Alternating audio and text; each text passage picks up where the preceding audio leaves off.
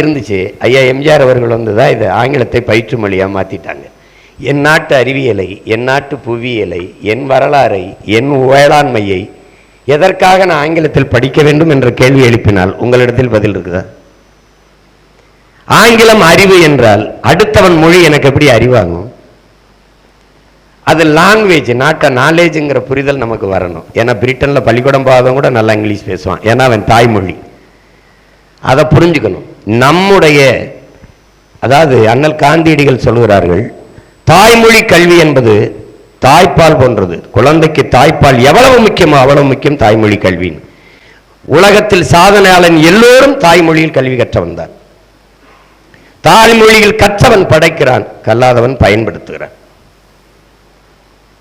தாய்மொழியில் நல்ல புலமை பெற்றவர்கள் உலகில் எம்மொழியும் எளிதாக கற்றுவிடலாம்.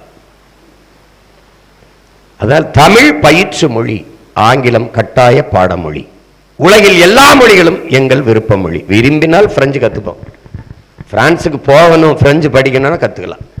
சுவர்கள் எல்லாம் எழுதி வைக்கப்பட்டிருக்கு, 6 மாசத்தில் அழகாக ஆங்கிலம் பேச கற்றுக்கொள்ளலாம் என்று. 6 மாசத்துல கற்றுக்கொள்ளக்கூடிய ஒரு மொழியை வாழ்நாள் முழுக்க எதற்கு படித்துக் கொண்டிருக்க வேண்டும் என்பதுதான் நம்முடைய கேள்வி.